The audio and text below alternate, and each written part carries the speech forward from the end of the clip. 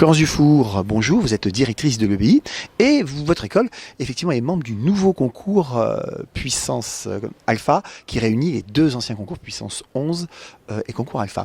Fondamentalement, qu'est-ce qui va changer pour les épreuves de ce nouveau concours ? Eh bien, ce qui va changer, c'est que nous avons prévu un concours dont la première partie permet d'avoir une vision globale sur le dossier de première et terminale, avec un algorithme assez élaboré qui prend en compte en fait toutes les matières, y compris le français, la philo, les langues, pour savoir en fait où en est le jeune qui présente ce concours. Et puis pour les bacheliers S, eh bien il y a une série d'épreuves qui aura lieu le 28 avril. Donc dans ces épreuves, tout d'abord une épreuve de mathématiques, 2 heures pour démarrer la journée. Notre but, c'est vraiment de sélectionner l'esprit logique, la capacité de démontrer, d'aller au bout d'un raisonnement. Et donc, c'est bien en lien avec ce que l'ingénieur fait par la suite.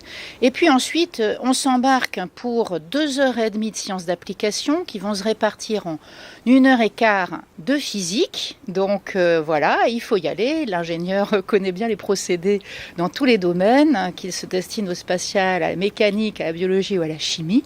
Et puis une deuxième partie, biologie et chimie, en faisant bien attention à ceux qui n'ont pas fait de bio. Donc il y aura moyen de se concentrer sur la chimie. Donc quand on aura fini sa journée, eh bien, nous faisons attention à toutes les personnalités des élèves. Donc une épreuve de 45 minutes rédigée pour dire qui on est, ce qu'on a envie de devenir, comment on voit le métier des ingénieurs, les défis actuels de la société, la manière dont on veut y prendre une pleine place. Alors pour la première année de ce concours, disparition de l'anglais ?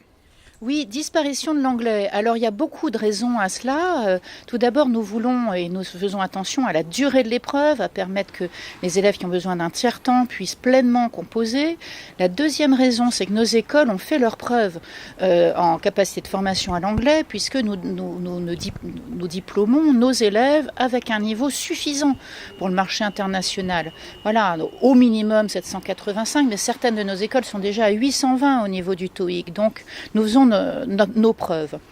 Et donc, nous avons pensé que le niveau d'anglais en terminale ne reflétait pas que le niveau scolaire, ça reflétait aussi les opportunités données par les familles, les opportunités de voyager, et qu'il y avait un petit discriminant social à ce niveau-là. Donc nous voulons être ouverts et accueillir tous les jeunes. Alors petite précision aussi, vous organisez des sessions de préparation au concours, des sessions gratuites. Oui, bien sûr qu'elles sont gratuites. Donc tout d'abord, nos étudiants qui ont passé les concours précédents, nos professeurs sont vraiment attachés à ce que la mécanique du QCM soit bien vécue. Donc elle est souvent corrélée à des concours de médecine où on pense qu'il y a des pièges, qu'il y a des doubles négations. Et donc il est très très important de se former à ça, puisque effectivement dans le lycée on rédige. Donc c'est nécessaire de se former. C'est aussi une occasion de partager un moment avec les élèves des écoles, avec les futurs professeurs, de voir à quoi ressemble le campus et donc d'avoir un moment pour prendre confiance en soi et préparer le concours dans les meilleures conditions. Florence Dufour, merci.